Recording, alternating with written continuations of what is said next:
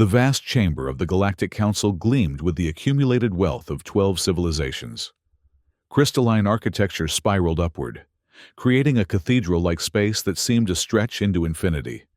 12 massive thrones, each carved from materials sacred to their respective species, formed a perfect circle at the center of the chamber. The air hummed with translators and diplomatic subsystems. Captain Jake Morrison stood tall, his military posture betraying no emotion despite the gravity of the situation.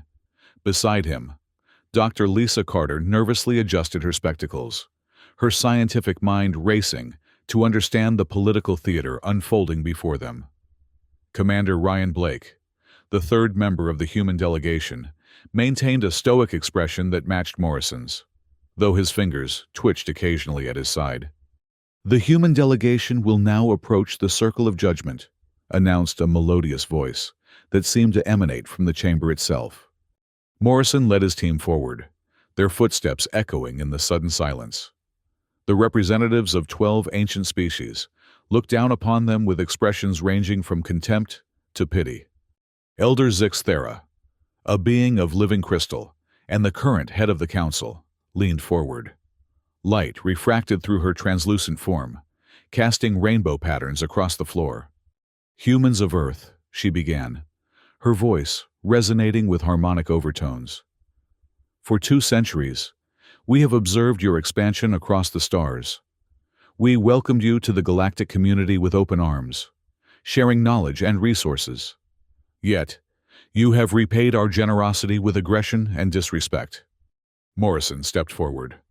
"Elder Thera, with all due respect, humanity has adhered to every treaty and—" Silence. The crystalline being's form flashed with internal light. "Your kind speaks of adherence, while your actions demonstrate otherwise. You expand too rapidly, employ excessive force when diplomatic solutions exist, and repeatedly violate the ancient protocols." Dr. Carter stepped forward, her scientific credentials displayed prominently on her uniform. The ancient protocols were established millennia before humanity achieved spaceflight. Many of their requirements are incompatible with human physiology and psychology. We've submitted 17 petitions for reasonable accommodations, which have been reviewed and rejected, interrupted another council member, a massive being composed of interlocking geometric shapes. "The protocols have guided this galaxy for 50,000 years. They are not subject to revision based on the whims of newcomers." Commander Blake finally spoke, his voice tight with controlled anger. "Then perhaps the protocols have outlived their usefulness. A truly inclusive galactic community would evolve to accommodate all its members." A murmur of outrage rippled through the chamber. Elder Thera raised her crystalline appendages for silence. "We have deliberated extensively on the human question," she announced. "The verdict is unanimous. Humanity is hereby banished from civilized space. You have 30 standard days to withdraw all human presence to the region known as the Abyss. Any human vessels or settlements found within Council space after this period will be subject to immediate destruction." Morrison felt his blood run cold. The Abyss, the chaotic frontier at the galaxy's edge, where few dared to venture, unexplored, dangerous, and utterly lawless. "This is genocide," he whispered. "This is mercy," Elder Thera replied, her voice softening slightly. "We could have chosen extinction. Instead, we give you a chance to survive, away from those you would inevitably corrupt with your chaos." Dr. Carter stepped forward again. "The Abyss is uninhabitable. The radiation storms alone would—" "Your adaptability is well documented." Dr. Carter interrupted another council member. "If any species can survive there, it would be yours. The judgment is final." Morrison looked around the chamber, seeking any sign of support or sympathy among the alien faces. He found none. 30 days, he said finally. "Nearly 3 billion humans spread across 17 systems. You're asking the impossible. Then I suggest you begin immediately." "Captain," Elder Thera replied, her crystalline form dimming to signal the end of the audience. This council recognizes no impossibilities, only failure of will. The human delegation was escorted from the chamber, the massive doors closing behind them with terrible finality. In the antechamber, Morrison turned to his companions. "Contact Admiral Sullivan immediately. Initiate protocol exodus." Blake's expression darkened. "Jake, we can't possibly evacuate everyone in 30 days. "We won't be evacuating," Morrison replied, his voice hardening. "We'll be relocating. If they want to banish us to hell, we'll make it our kingdom." The 30 days that followed were a frenzy of activity unprecedented in human history. Admiral Kate Sullivan, the highest-ranking human officer in space, coordinated the massive migration effort from her flagship, the HSS Resilience.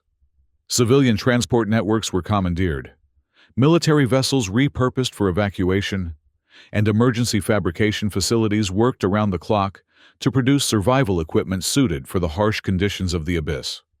Dr. Carter led a scientific task force dedicated to understanding what little was known about their new home.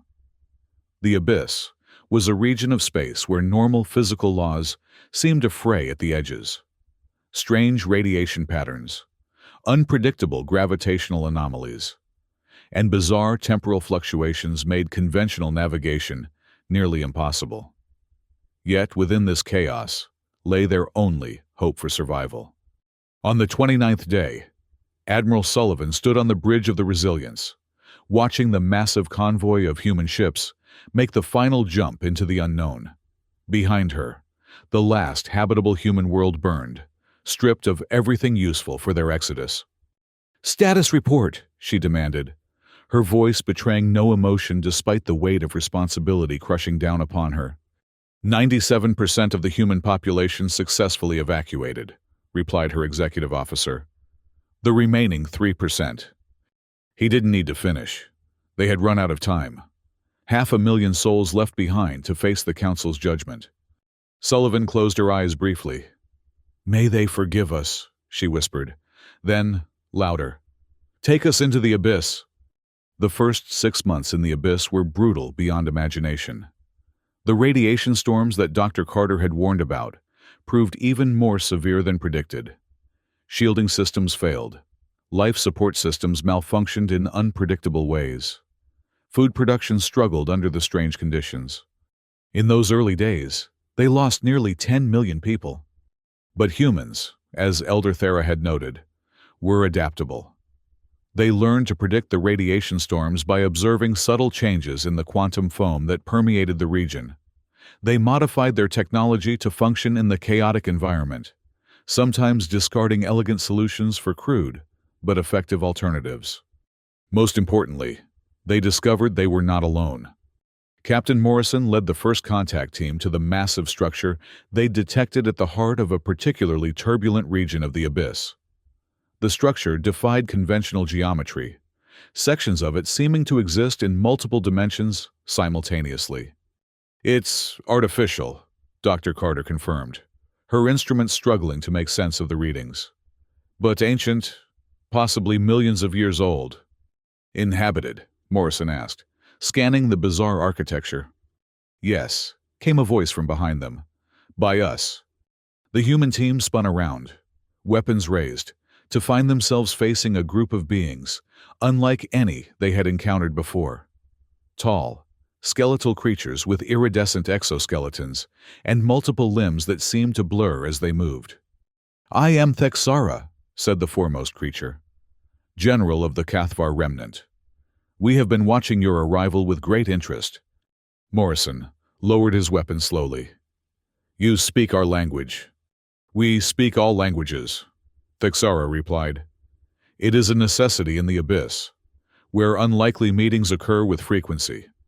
Over the next few hours, the humans learned that the Cathvar were also exiles, banished by the Galactic Council centuries earlier for biological experimentation deemed abhorrent by Council standards. They had survived by adapting to the abyss and by studying the massive structure, which they called the Architect's Legacy. The Architects were ancient even when the first Council races achieved spaceflight. Thexera explained, as she led them through impossible corridors that seemed to fold back upon themselves. They understood that the universe is not merely composed of order, but of creative chaos. The Council fears this truth, preferring stagnant harmony to dynamic growth. The Kathvar were not the only exiles. They soon encountered the Synthesis, a collective consciousness of synthetic beings banished for achieving true sentience, and the Resonance, energy beings, who communicated through modulated wavelengths of light and sound. Each species had been cast into the abyss for violating some aspect of the ancient protocols, and each had found a way to survive by embracing the chaotic nature of their prison. The Architect's technology operates on principles the Council races cannot comprehend. Dr. Carter explained to Admiral Sullivan 6 months later. It doesn't fight against the chaos of the abyss. It harnesses it. And with the help of the other exiles, we're learning to do the same. Sullivan nodded.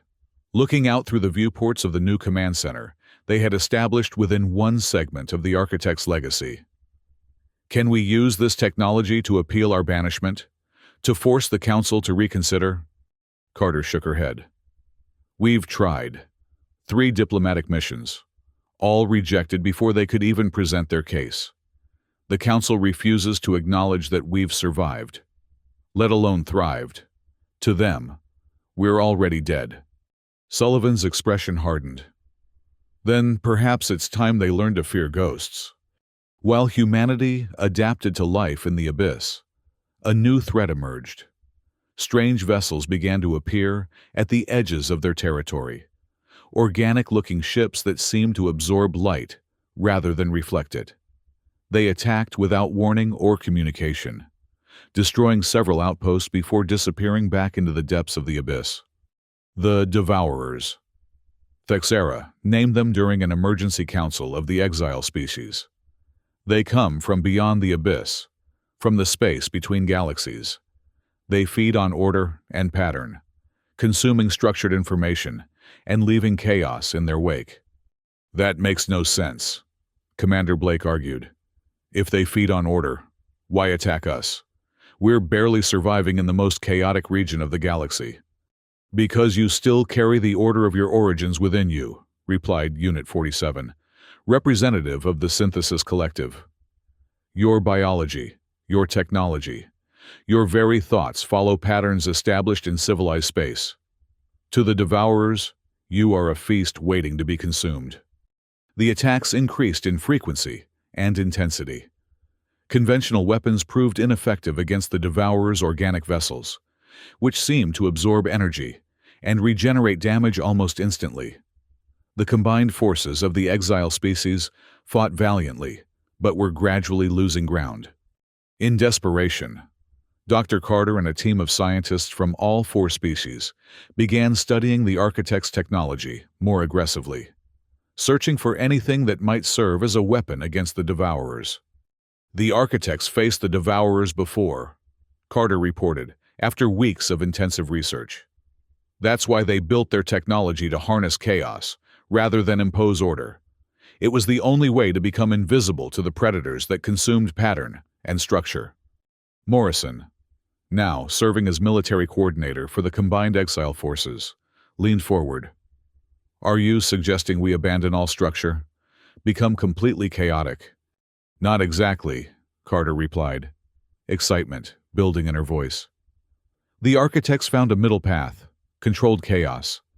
They developed technology that could generate patterns so complex and unpredictable that they appeared as chaos to outside observers, while maintaining an internal logic comprehensible to the user. And you think we can adapt this technology into a weapon? Sullivan asked. Better, Carter said. I think we can adapt ourselves. The plan was audacious to the point of madness. Using the Architect's dimensional technology, they would create a hybrid consciousness, a living weapon of controlled chaos that could interface directly with the Devourer's hive mind and introduce a level of complexity they couldn't process. It would require a human volunteer, Carter explained, her voice hesitant. The Kathvar physiology is too rigid, the Synthesis too structured in their programming. and the resonance too diffuse. Human consciousness exists at the perfect balance point between order and chaos. The volunteer would need to sacrifice their individual identity, added Dr. Marcus Webb, the xenotechnology specialist, who had become their foremost expert on the architect's legacy. They would become something else entirely, a nexus of controlled chaos anchored in human consciousness, but extended across multiple dimensions. How would this defeat the Devourers? Sullivan demanded. Overload, Webb replied simply. The Devourers consume ordered information. We give them more than they can handle, patterns that shift faster than they can process, complexity that cascades exponentially. Their systems are designed to break down order into chaos.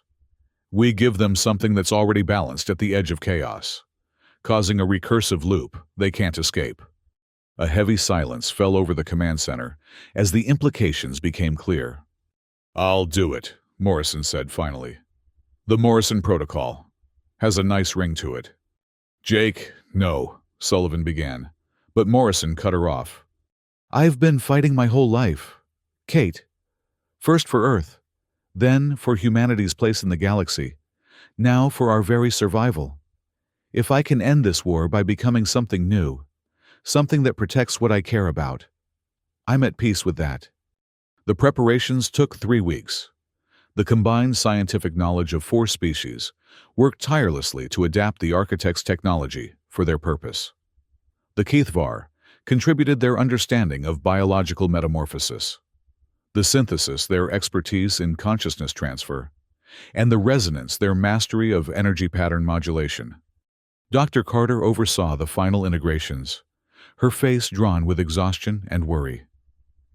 Jake, there's still time to choose someone else.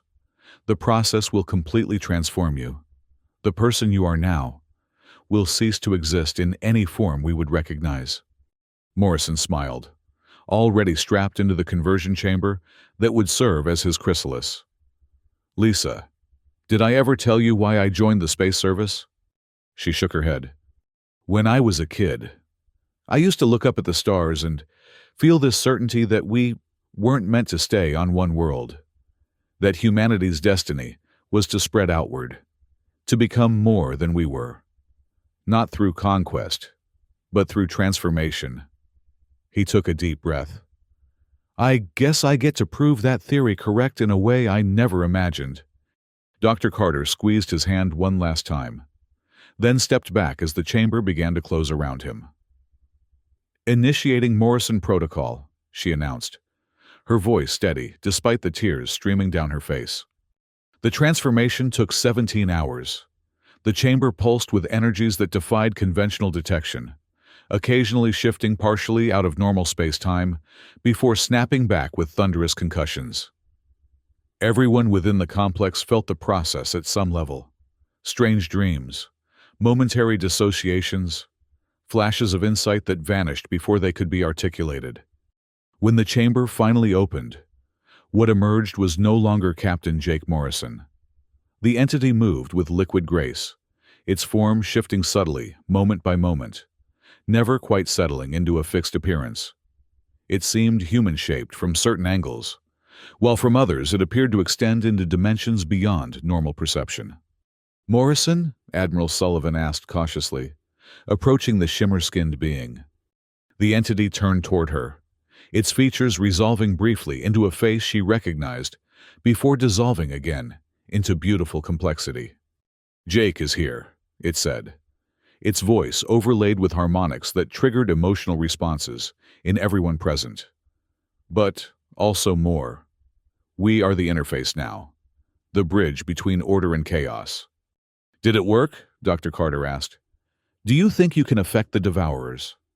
The entity that had been Morrison seemed to consider this, its form rippling with patterns that hurt the eye to follow. Yes, it said finally. We can see them now, across the dimensions they inhabit. We can touch their consciousness, and they can feel us watching. 3 days later, the Devourers launched their largest assault yet.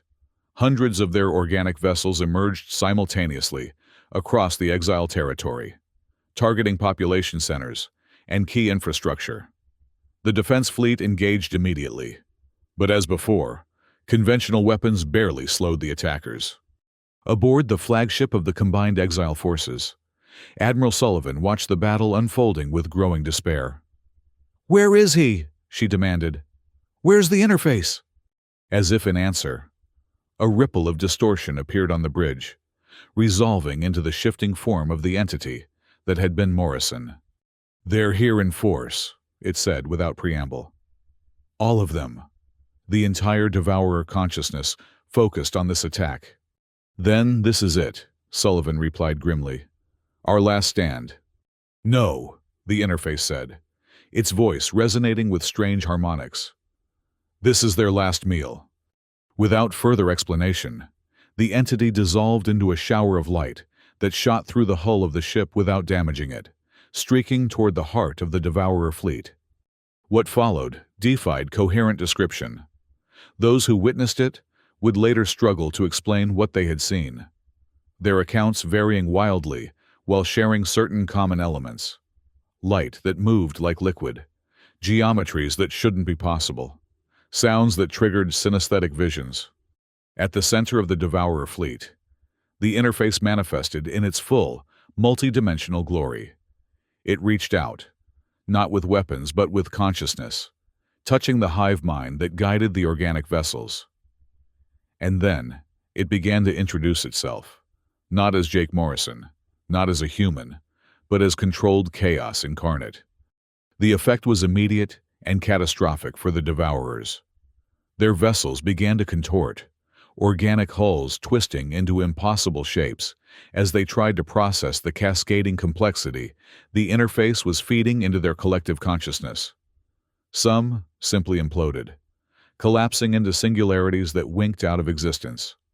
Others began attacking each other, their targeting systems unable to distinguish friend from foe as their perceptual frameworks disintegrated. In the heart of the chaos, the interface confronted the Prime Devourer, a massive entity that served as the nexus of their hive mind.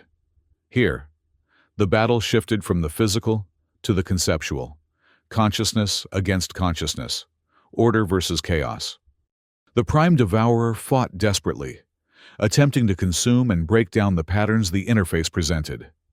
But for every pattern it dissolved, the interface generated 1,000 more, each more complex than the last, each building on the entropy created by the Devourer's own feeding process. Finally, unable to process the recursive loops of controlled chaos, the Prime Devourer's consciousness collapsed in on itself. The remaining Devourer vessels, cut off from their guiding intelligence, fell into true chaos, their organic systems breaking down at the molecular level. In the aftermath, as the exile forces assessed their unexpected victory, a single Council observation vessel was detected at the edge of the battle zone. It had been watching, recording the impossible confrontation between the exiles and the Devourers.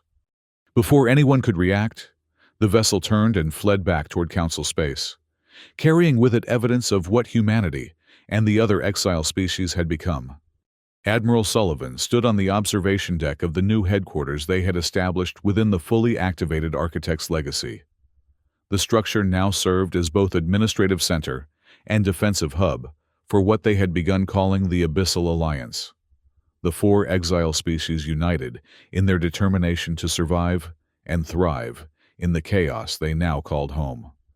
Beside her stood the interface, its form slightly more stable now, but still shifting in subtle ways that suggested greater complexities hidden beneath the surface. "The Council has requested a meeting," Sullivan said. "They're offering to rescind our banishment." "They're afraid," the interface replied, its voice carrying harmonics that conveyed amusement. "They witnessed power they don't understand and can't control." "Should we accept?" Sullivan asked. "Return to civilized space." The interface was silent for a long moment, its form rippling with complex patterns as it considered. "What do you think, Kate? You lead them now." Sullivan looked out at the abyss, at the swirling chaos that had nearly killed them all before becoming their greatest strength. "When they banished us, They called this place hell, but we've made it something else entirely. Not paradise, but home. She turned back to face the entity that had once been her friend. The council didn't banish us as punishment. They did it out of fear of what we might become. And they were right to be afraid, though not for the reasons they imagined. So your answer is no, the interface said, its features momentarily resolving into a smile she recognized from her memories of Jake Morrison. My answer is that we are no longer theirs to command or forgive. Sullivan replied firmly. We are the Abyssal Alliance now. If the Council wishes to establish diplomatic relations between equals, we will consider it. But we will not be reabsorbed into their stagnant hierarchy. The interface nodded, its form shimmering with what might have been approval. They won't understand. Order cannot comprehend chaos without experiencing it. Then perhaps it's time for a little chaos to visit civilized space, Sullivan said with a smile that matched the one fading from the interface's shifting features. Not as conquerors, but as teachers. Across the abyss, the survivors of 4 banished species continued their work of adaptation and transformation. They had taken a realm of death and made it vibrant with possibility. They had faced annihilation and emerged stronger. They had been cast out from paradise and forged a new destiny in the fires of necessity. In civilized space, the Galactic Council debated furiously about the human question and the disturbing reports from their observation vessel. Some advocated for immediate military action to eliminate the potential threat. Others argued for renewed diplomatic efforts to bring the exiles back under Council control. None of them understood what they were truly facing: a new kind of civilization born of both order and chaos, capable of transformations they could scarcely imagine. A civilization guarded by a being that existed across dimensions, that could turn the Council's precious order against itself if threatened. A civilization that had been banished to hell, only to claim it as their kingdom. The interface stood at the boundary between the abyss and civilized space. Its consciousness extended across dimensions invisible to normal perception. Within its complex patterns, the essence that had once been Jake Morrison watched over the creation he had helped bring into being. They named us exiles, the interface whispered into the void, its words carrying across light years to touch the dreams of Council members who woke gasping from nightmares they couldn't quite remember. But we have become something more. We are the Chaos Guardians now, the protectors of possibility, and we are coming home. Not as supplicants seeking forgiveness, but as the harbingers of necessary change for a galaxy that had grown too rigid in its ancient certainties. The age of stagnant order was ending. The age of creative chaos had begun. And it had begun, as so many revolutions do, with a single act of defiance: the refusal to accept exile as the end of the story.